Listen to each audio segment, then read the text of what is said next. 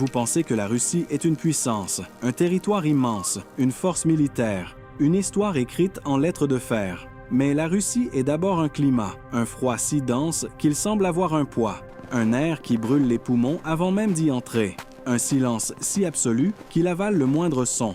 À moins 50 degrés, le métal se fracture, la peau exposée se fige en quelques minutes. Le souffle humain se transforme en cristaux suspendus dans l'air, comme si même la respiration hésitait à survivre. Ici, la nature ne menace pas. Elle décide. Au nord-est de la Sibérie, dans une cuvette encaissée entre des collines gelées, l'air froid descend et reste piégé. Il s'accumule couche après couche jusqu'à devenir une prison invisible. Dans certains hivers, le thermomètre chute si bas que le mercure lui-même devient inutile. Et pourtant, des enfants marchent vers l'école. Leurs cils blanchissent de givre. Leurs pas crissent sur la neige sèche si froide qu'elles ne font jamais sous les bottes. Les voitures garées devant les immeubles tournent toute la nuit moteurs laissés allumés pour éviter que l'huile ne se transforme en pâte solide. Bienvenue à Yakoutsk, la ville la plus froide du monde. Ici, les immeubles reposent sur des pilotis suspendus au-dessus d'un sol gelé en permanence. Le permafrost, cette terre figée depuis des millénaires, soutient toute une civilisation. Mais si ce sol venait à fondre, les fondations céderaient. La Russie est vaste, mais une grande partie de cette immensité est un territoire où l'erreur se paie immédiatement. Plus à l'est, dans les plaines de l'Oymyakon, le froid est si extrême qu'il redéfinit la notion même de vie. Les rennes creusent la neige à la recherche de lichens invisibles. Les chiens s'enroulent sur eux-mêmes pour conserver la moindre parcelle de chaleur. Les humains apprennent à mesurer le temps non pas en heures mais en résistance. Ce pays est une contradiction vivante, une superpuissance nucléaire dont une partie du territoire peut tuer un homme mal préparé en quelques instants. Des villes modernes, plantées au milieu d'un désert blanc qui ne pardonne aucune faiblesse. Des volcans actifs sous des couches de glace. Des lacs si profonds qu'ils contiennent une réserve d'eau douce gigantesque, mais prisonniers sous des mètres de glace. La Russie n'est pas simplement froide, elle est extrême. Et pourtant, malgré tout, des millions de personnes y vivent. Ils travaillent, ils élèvent des enfants, ils tombent amoureux, ils enterrent leurs morts dans une terre qu'il faut parfois chauffer pour pouvoir creuser. Alors, la vraie question n'est pas comment la Russie est-elle devenue une puissance. La vraie question est comment la vie tient-elle ici, car dans ce pays, l'hiver n'est pas une saison. C'est une épreuve. Et pour comprendre la Russie, il faut d'abord comprendre son froid. Vous allez traverser des villes suspendues au-dessus du sol gelé, des routes isolées où l'on peut rouler des heures sans croiser âmes qui vivent. Des terres où la glace garde la mémoire et où la nature rappelle chaque jour qui détient réellement le pouvoir. Ici, l'homme ne conquiert pas le froid, il apprend à vivre avec lui. La Russie couvre plus de fuseaux horaires qu'aucun autre pays au monde. Un territoire si vaste qu'il traverse forêts boréales, steppes montagnes, volcans, mers gelées. Mais derrière cette immensité se cache une réalité moins visible. Une grande partie de ce territoire repose sur le permafrost, un sol gelé en permanence depuis des milliers d'années. Une terre si dure qu'elle défie la pelle si froide qu'elle conserve les corps, les structures, parfois même les traces d'anciens mondes. Ce n'est pas seulement un détail géographique, c'est une condition d'existence. Dans certaines régions de Sibérie, l'hiver peut durer plus de la moitié de l'année. Les températures plongent bien en dessous de zéro pendant des mois. Les rivières se figent, le sol devient pierre, l'air lui-même semble se contracter. Factuellement, cela signifie une chose, toute infrastructure est un défi. Construire ici demande de suspendre les bâtiments au-dessus du sol pour éviter que la chaleur intérieure ne fasse fondre la terre gelée en dessous. Les canalisations doivent être isolées, les routes doivent être surveillées. Les avions deviennent parfois le seul lien vital avec le reste du pays. Un simple arrêt de chauffage peut devenir une urgence mortelle. Mais le paradoxe est plus profond encore. Car cette même Sibérie glaciale est aussi l'un des réservoirs les plus riches en ressources naturelles au monde. Gaz, pétrole, minerais rares, enfouis sous des couches de glace et de roches. La puissance énergétique de la Russie repose en partie sur ces terres hostiles. La richesse est là, mais elle est prisonnière du froid. Et aujourd'hui, une autre menace silencieuse s'installe. Le permafrost commence à fondre. Lorsque la glace souterraine se liquéfie, le sol s'affaisse. Des immeubles se fissurent, des routes ondulent, des pipelines se fragilisent. Ce qui était autrefois un socle immobile devient instable. Ce phénomène n'est pas spectaculaire, il ne fait pas de bruit, mais il transforme lentement la géographie. Et ce qui était autrefois un avantage, un sol solide, figé, devient une incertitude. Au nord, la banquise arctique change elle aussi. Les glaces saisonnières se modifient. Les routes maritimes deviennent plus accessibles à certaines périodes de l'année. Cela ouvre des perspectives économiques, stratégiques, géopolitiques. Mais cela signifie aussi une chose, l'équilibre ancien se fissure. La Russie est donc prise dans une tension constante. Un pays qui s'est adapté pendant des siècles à un froid extrême voit aujourd'hui cet extrême se transformer. Les écosystèmes arctiques sont d'une fragilité brutale. La saison de croissance est courte. Les cycles de reproduction sont précis. Un léger décalage peut bouleverser l'ensemble. Les rennes migrent selon des rythmes ancestraux. Les prédateurs suivent. Les communautés humaines s'organisent autour de ces mouvements. Lorsque la glace change, tout change. Mais au-delà des statistiques climatiques et des cartes géographiques, il y a une réalité plus simple. Chaque matin, à Yakoutsk, quelqu'un ouvre sa porte et affronte l'air glacé. Chaque hiver, dans les plaines de la Yakoutie, des familles adaptent leurs gestes, leurs horaires, leur alimentation. Chaque saison froide, des animaux cherchent à survivre dans un environnement où la nourriture disparaît sous la neige et la glace. Ce n'est pas une abstraction, c'est une négociation quotidienne avec la nature. La Russie fascine par sa puissance, mais elle est d'abord un territoire de résistance. Résistance du corps humain face à des températures extrêmes. Résistance des infrastructures face au sol instable. Résistance des écosystèmes face aux bouleversements invisibles. Et pour comprendre ce pays, il ne suffit pas de regarder ses villes ou ses frontières. Il faut entrer dans le froid, car c'est là, dans cet air coupant et dans cette terre gelée, que se joue la vraie histoire. Et cette histoire commence à Yakoutsk. L'avion descend à travers une brume blanche qui semble ne jamais se dissiper. Sous l'aile, il n'y a presque rien. Pas de gratte-ciel étincelant, pas de réseau dense de routes, juste une étendue figée ponctuée de blocs géométriques qui émergent de la neige. Yakoutsk apparaît comme une anomalie, une ville plantée au milieu d'un désert glacé. À l'ouverture de la porte, le froid frappe immédiatement. Ce n'est pas une simple sensation de fraîcheur, c'est une présence, une pression invisible contre la peau, les yeux, les poumons. L'air semble plus lourd, plus sec. Chaque inspiration est une brûlure froide. À moins 40 degrés, le monde ralentit. Les mouvements deviennent précis, calculés. On ne court pas, on ne s'attarde pas dehors inutilement. Chaque geste a une raison. Sur le tarmac, les travailleurs portent des couches épaisses, visages couverts seuls, les yeux visibles derrière des cristaux de givre. Leurs pas laissent des empreintes nettes sur une neige qui ne fond pas même sous la lumière du jour. En entrant dans la ville, un détail surprend immédiatement. Les immeubles ne touchent non pas le sol. Ils sont surélevés, posés sur des pilotis métalliques ou en béton.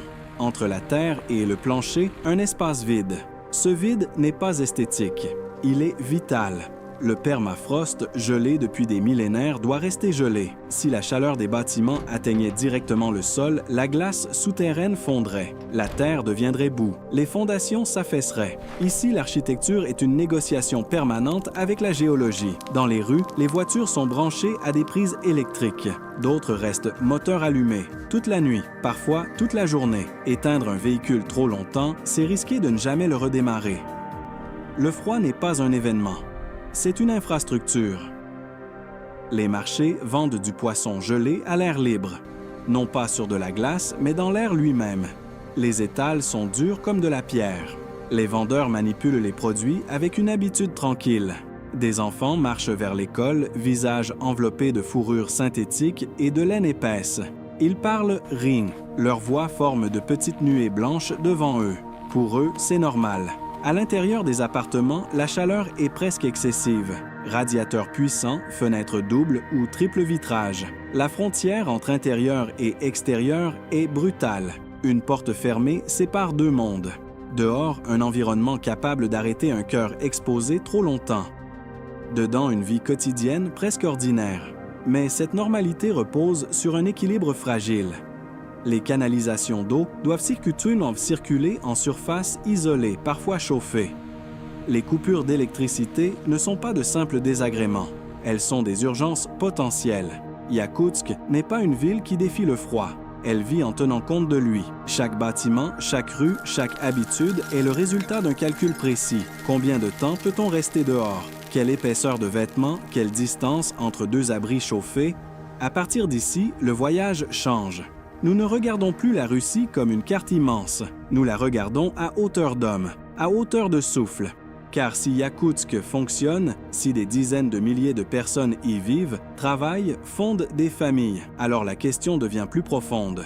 Comment cette adaptation s'est-elle étendue à travers des milliers de kilomètres de glace et de vent? Et que se passe-t-il lorsque le sol même qui soutient cette ville commence à se transformer? À partir d'ici, nous quittons la simple observation.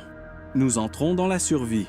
Oymyakon, un nom presque irréel posé au milieu d'un paysage sans fin. Au lever du jour, la lumière est pâle, presque bleutée.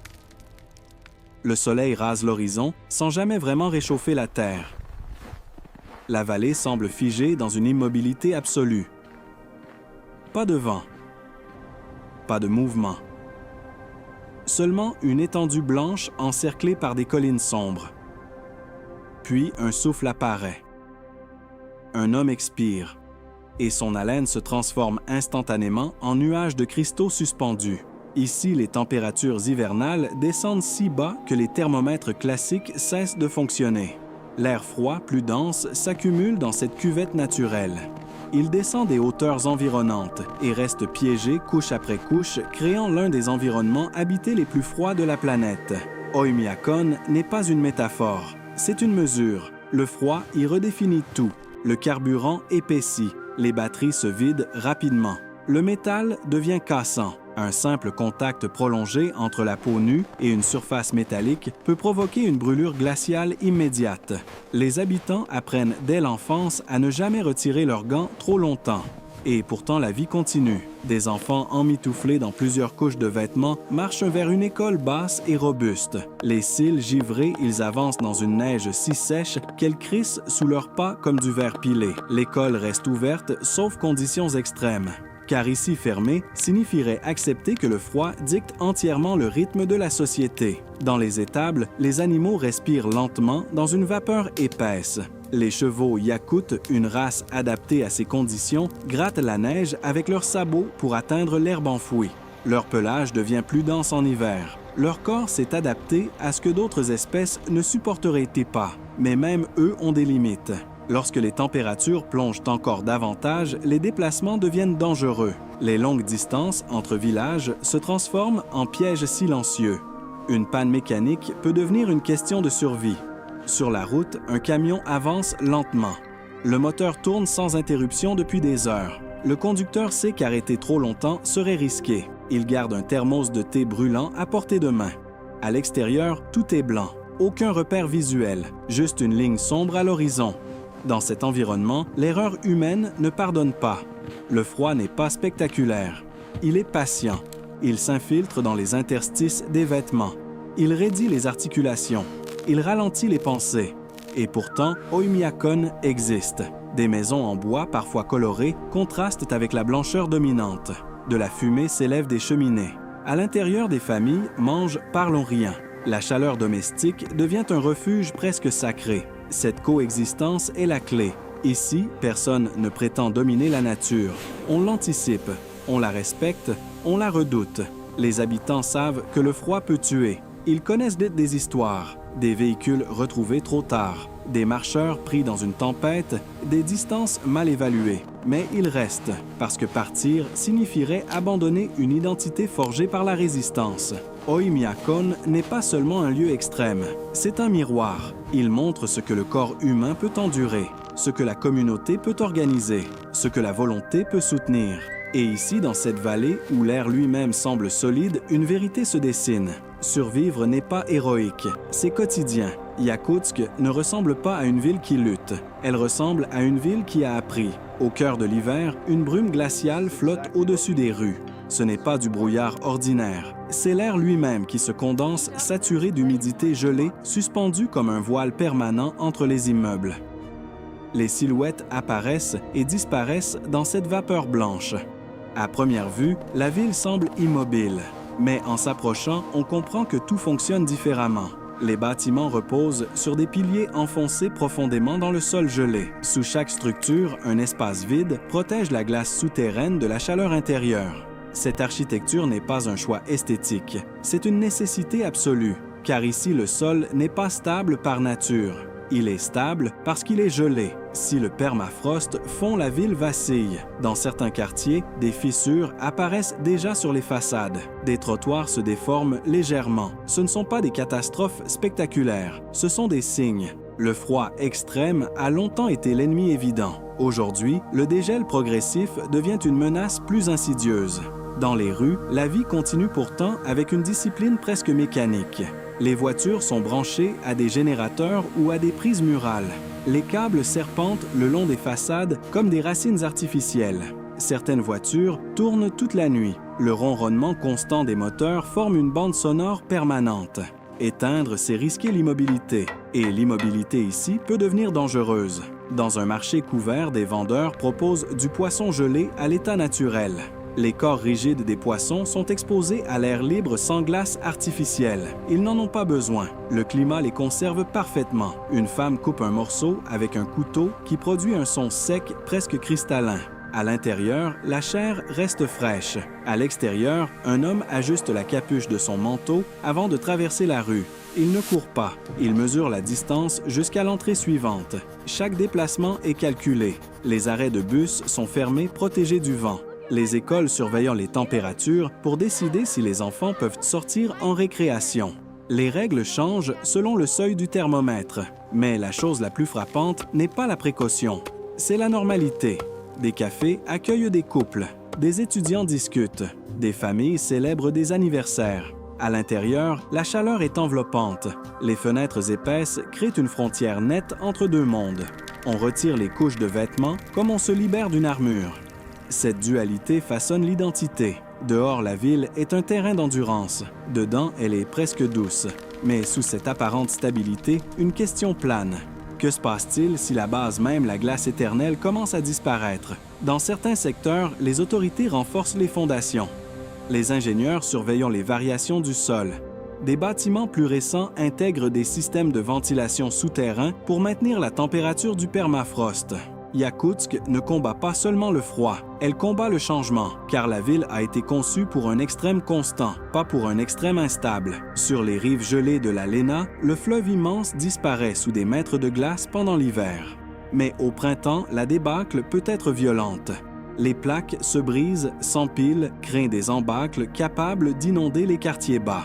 Le cycle est connu, mais chaque année apporte son incertitude. Yakoutsk est donc plus qu'un symbole de résistance au froid. C'est un laboratoire vivant, un endroit où l'humanité teste sa capacité à s'adapter non seulement à un climat impitoyable, mais à son évolution.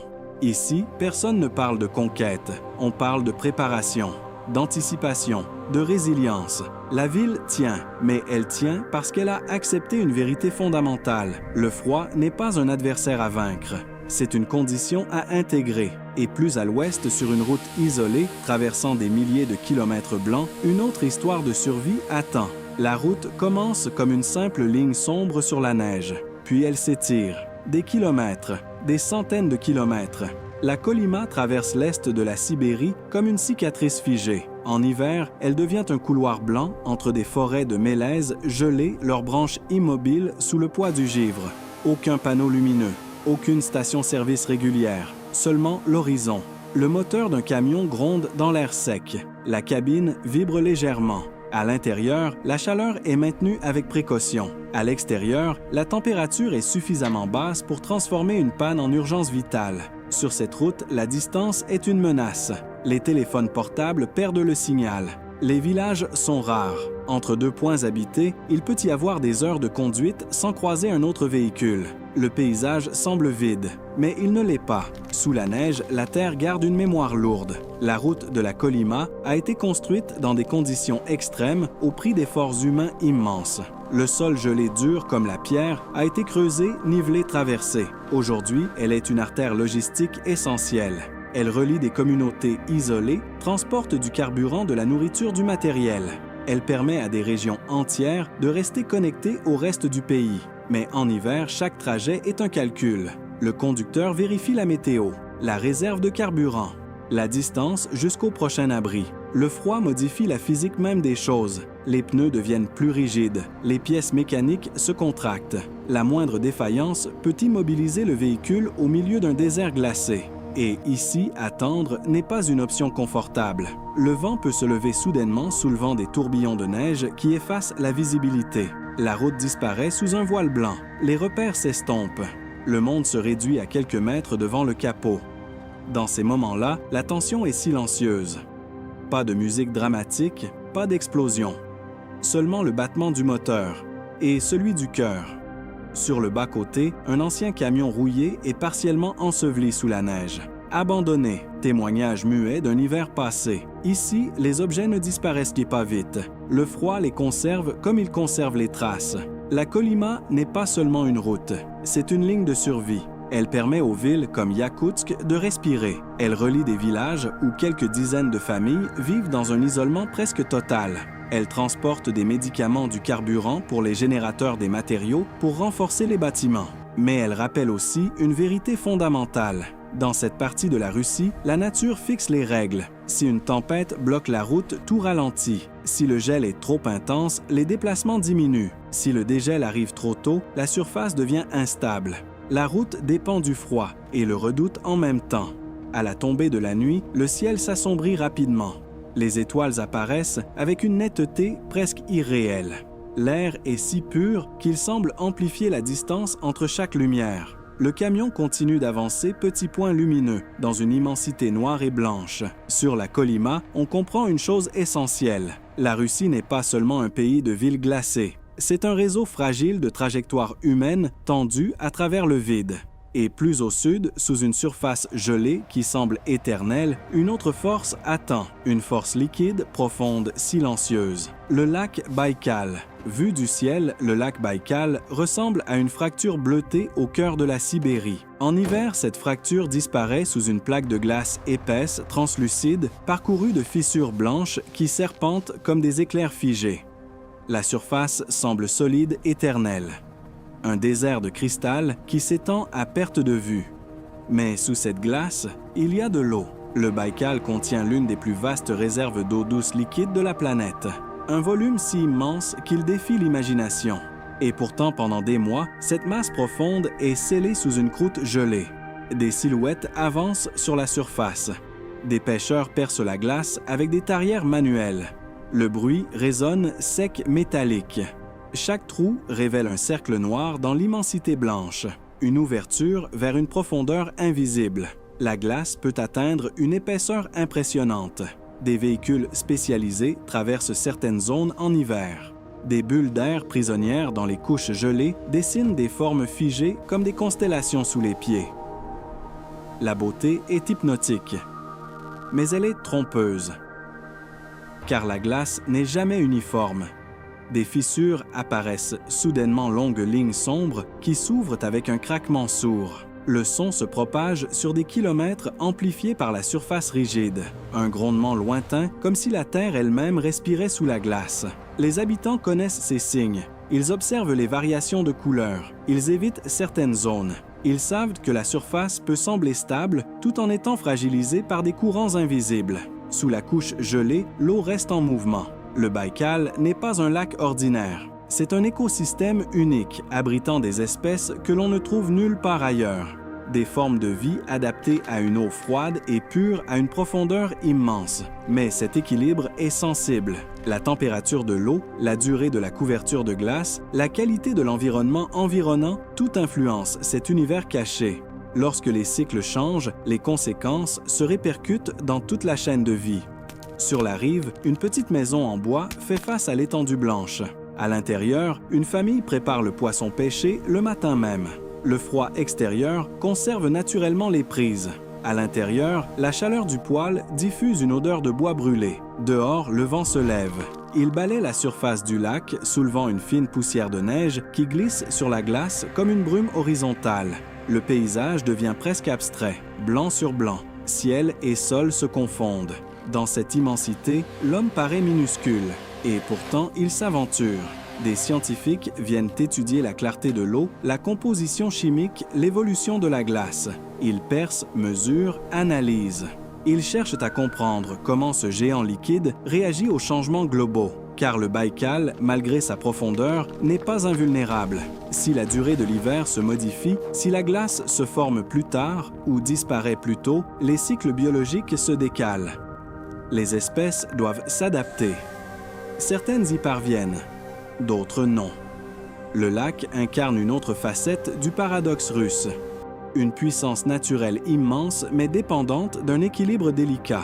La surface semble solide, impénétrable, mais elle repose sur une dynamique constante. Marcher sur le Baïkal gelé, c'est marcher sur une frontière, entre stabilité et rupture, entre beauté et danger, entre permanence et transformation. Lorsque la glace craque au loin, le son traverse l'espace comme un avertissement. Rien ici n'est totalement figé. Et plus à l'est, au-delà des forêts et des montagnes, la Terre elle-même s'ouvre différemment. Là où la glace rencontre le feu, Kamtchatka. À première vue, Kamtchatka semble appartenir à un autre monde, une péninsule isolée bordée par l'océan Pacifique hérissée de volcans qui percent le ciel comme des lances sombres. En hiver, leurs pentes sont recouvertes de neige, blanche, silencieuse. Puis, au sommet de l'un d'eux, une fumée s'élève, fine, persistante. Sous la glace, le feu respire. Kamtchatka se situe sur une zone tectonique active. Ici, la Terre n'est pas stable. Elle bouge, se fracture, accumule une énergie invisible qui parfois se libère brutalement. Les volcans façonnent le paysage depuis des millénaires. Certains dorment, d'autres murmurent, et certains explosent. Le contraste est saisissant. Des plaines enneigées balayées par un vent glacial. Et au loin, un cône volcanique d'où s'échappe une colonne de vapeur. La Russie glaciale révèle ici une autre facette de son paradoxe. Le froid extrême n'est pas le seul danger. La chaleur souterraine est tout aussi imprévisible. Dans une vallée isolée, des scientifiques surveillent l'activité volcanique. Des capteurs enregistrent les micro-tremblements du sol. Les données défilent sur des écrans. Chaque variation est analysée, car lorsqu'un volcan entre en éruption, l'isolement de Kamtchatka devient un facteur critique. Les routes sont rares, les villages dispersés. L'évacuation, si nécessaire, dépend de conditions météorologiques souvent capricieuses. Mais les volcans ne sont pas les seuls maîtres du territoire. Dans les rivières partiellement gelées, les saumons remontent le courant lors des saisons plus clémentes. Leur migration attire l'un des prédateurs les plus puissants de Russie, l'ours brun. Même en hiver, les traces restent visibles, empreintes larges dans la neige griffure sur les troncs. Les ours entrent en hibernation, mais leur présence structure l'écosystème. Ici, l'homme n'est pas au sommet de la chaîne. Un pêcheur debout près d'une rivière bordée de glace ajuste ses filets avec prudence. Il connaît le territoire. Il sait quand éviter certaines zones. Il comprend que la nature ne se laisse pas dominer. Kamtchatka est l'un des rares endroits en Russie où la densité humaine reste extrêmement faible par rapport à l'immensité du paysage. Des kilomètres de nature presque intacte. Des vallées où le silence est total, interrompu seulement par le vent ou un grondement lointain. Et parfois la terre tremble, légèrement, presque imperceptiblement, mais suffisamment pour rappeler que le sol lui-même est vivant. Lorsque la neige fond au printemps autour des cratères, des rivières de boue volcanique peuvent se former. Lorsque le froid revient, elles se figent à nouveau. Le cycle continue. Feu, glace, feu, ce territoire incarne une vérité plus profonde. La Russie n'est pas simplement un pays gelé, c'est un pays d'extrêmes superposés. À Kamtchatka, le froid protège parfois des dangers invisibles. La neige stabilise les pentes, la glace ralentit certains mouvements. Mais lorsque l'équilibre se rompt, les forces en jeu sont immenses. Sur une crête balayée par le vent, la vue s'étend sur une chaîne de volcans alignée jusqu'à l'horizon. Le ciel est clair. Le paysage paraît immobile. Pourtant, sous cette surface, la pression s'accumule. L'homme peut surveiller, il peut mesurer, mais il ne peut pas contrôler. Kamtchatka rappelle que la survie en Russie ne dépend pas seulement de la capacité à endurer le froid, elle dépend de la capacité à vivre entre des forces opposées, entre la glace qui fige tout et le feu qui peut tout transformer. Et plus au nord, là où la végétation disparaît presque entièrement, un autre équilibre fragile vacille déjà, la toundra sibérienne. Au nord de la taïga, les arbres disparaissent. La forêt se raréfie, puis cède la place à une étendue basse ouverte balayée par le vent. La toundra sibérienne n'a rien de spectaculaire au premier regard. Pas de sommet vertigineux, pas de ville, juste une ligne d'horizon plate infinie. Mais sous cette simplicité apparente se cache un équilibre d'une extrême délicatesse. Le sol est gelé sur des profondeurs considérables, une croûte de terre de glace et de matière organique figée depuis des millénaires. Pendant l'été court et brutal, seule la couche superficielle dégèle légèrement. Des mousses, des lichens, des herbes basses en profitent pour pousser rapidement. Tout ici est rapide. La lumière estivale presque continue, la croissance accélérée, la reproduction comprimée dans quelques semaines. Puis le froid revient. En hiver, le vent traverse la plaine sans obstacle. Il soulève des vagues de neige poudreuse qui effacent les traces en quelques minutes.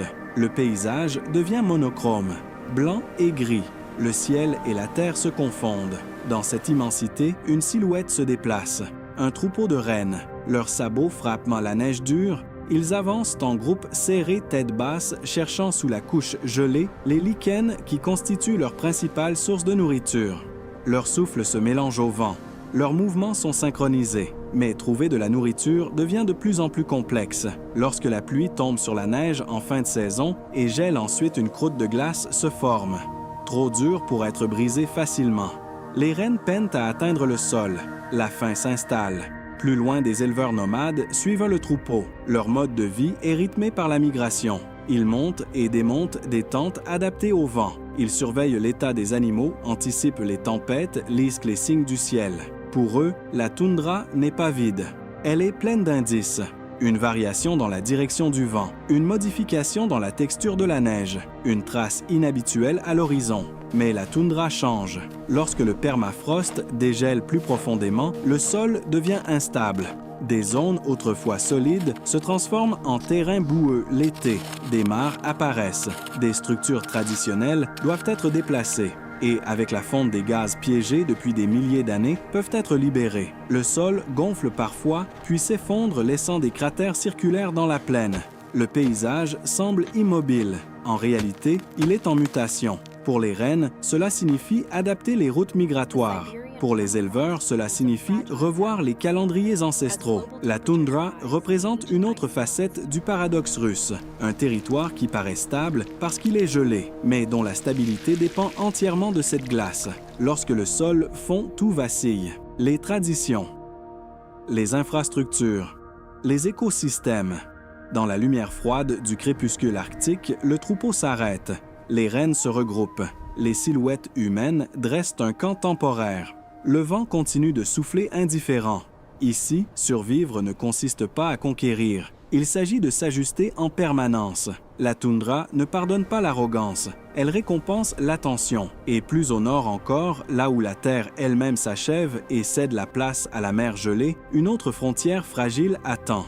L'Arctique russe. Au-delà de la toundra, la terre s'amincit, puis elle s'arrête. Devant elle s'étend une mer gelée fragmentée en plaques blanches qui dérivent lentement sous un ciel pâle. L'Arctique russe n'est pas un paysage fixe, c'est une surface en mouvement. Vue du ciel, la banquise ressemble à un puzzle fracturé. Des lignes sombres serpentent entre les blocs de glace. Certaines plaques s'entrechoquent.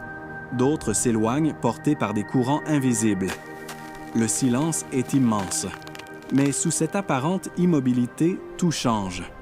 La glace saisonnière se forme plus tard qu'autrefois.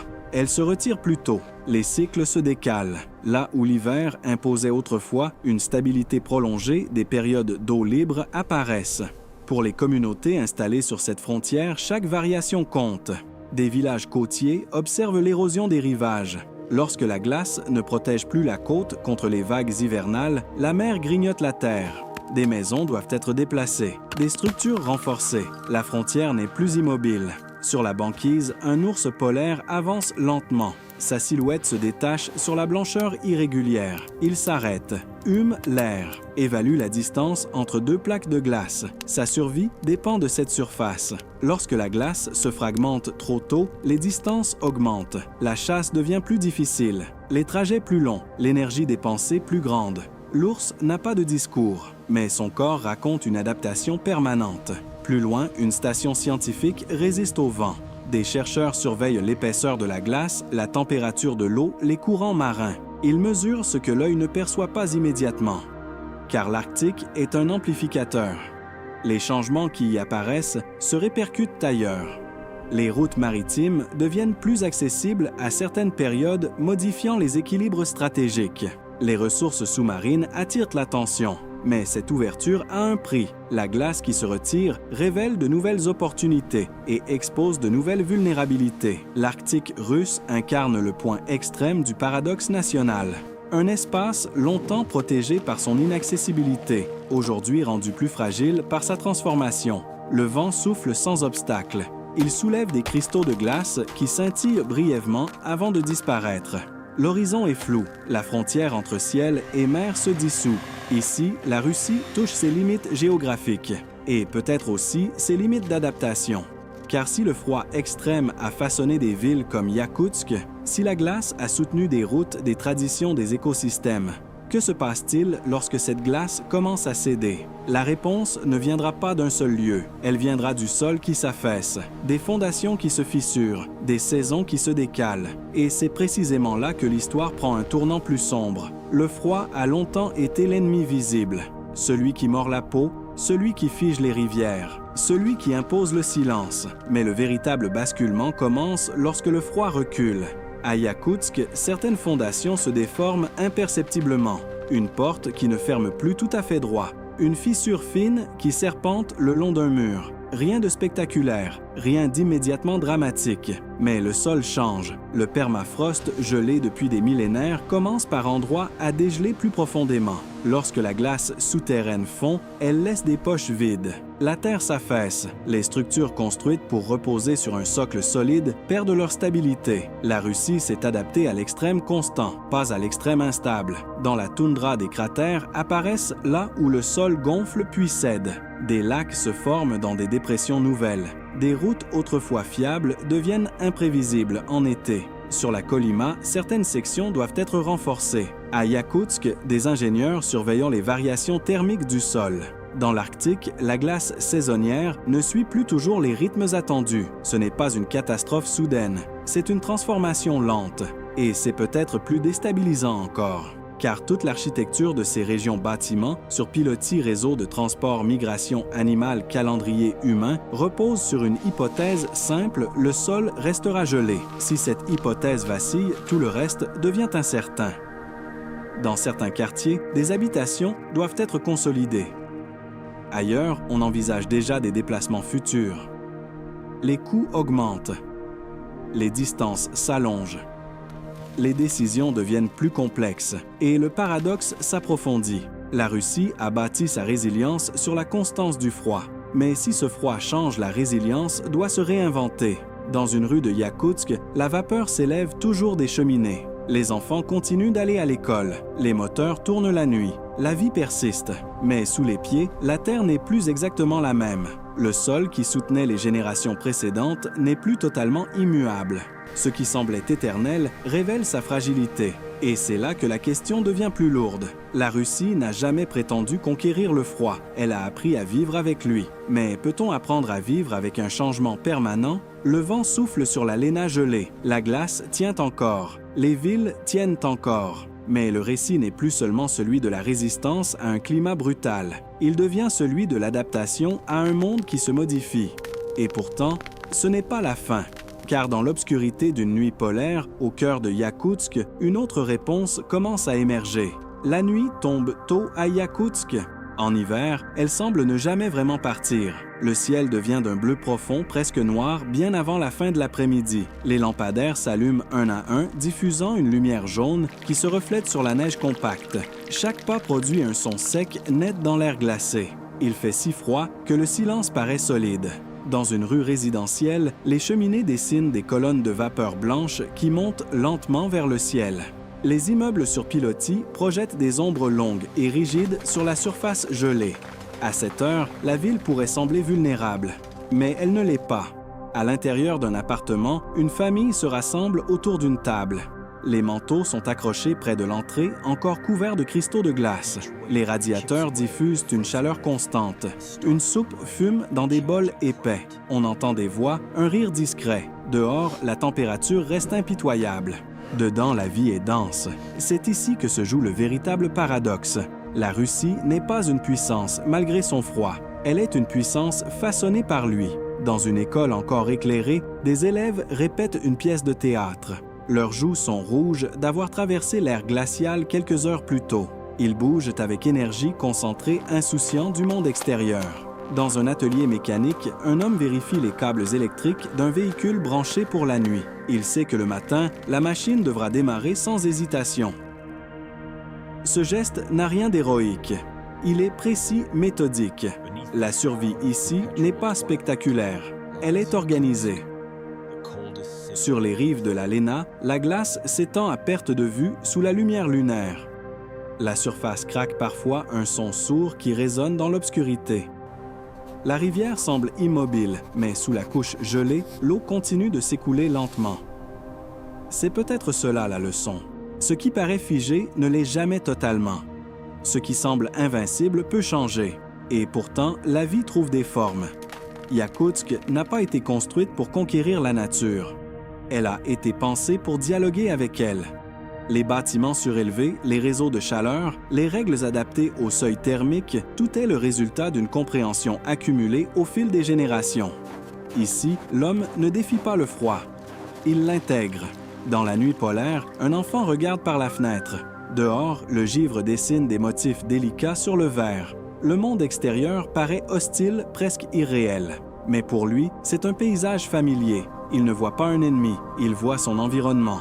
La Russie glaciale n'est pas seulement une épreuve, elle est une école de patience, une école de précision, une école de résilience. Les volcans de Kamtchatka peuvent gronder, le Baïkal peut se fissurer, la toundra peut se transformer, la banquise peut reculer. Mais au cœur de Yakoutsk, une vérité persiste. Les gens continuent de vivre, ils adaptent leurs horaires, ils renforcent leurs fondations, ils ajustent leurs routes migratoires, ils surveillent le sol, ils ne parlent pas de conquête, ils parlent d'équilibre. Si vous voulez comprendre la Russie, ne regardez pas seulement ses cartes ou ses statistiques. Regardez une porte qui s'ouvre sur une nuit à moins 40 degrés. Regardez un moteur qui tourne dans l'obscurité pour ne pas s'éteindre. Regardez une famille qui partage un repas pendant que le vent souffle contre les murs. La puissance de ce pays ne réside pas uniquement dans son étendue, elle réside dans cette capacité à rester lorsque le froid mord, à rester lorsque le sol vacille, à rester lorsque la glace change. La Russie est immense, mais ce qui la définit peut tenir dans un geste simple, enfiler des gants, ouvrir la porte et avancer malgré tout. Car ici, personne ne prétend vaincre l'hiver. On apprend à vivre avec lui. Au premier regard, la Russie glaciale semble inhumaine. Un territoire où l'air brûle les poumons, où la terre est dure comme la pierre, où l'hiver paraît interminable. Mais à mesure que l'on traverse ces paysages des vallées d'Oymyakon au volcan du Kamtchatka du Baïkal figé à la banquise arctique, une autre vérité apparaît. Le froid n'est pas seulement une contrainte, il est un cadre. Il a façonné des villes suspendues au-dessus du sol.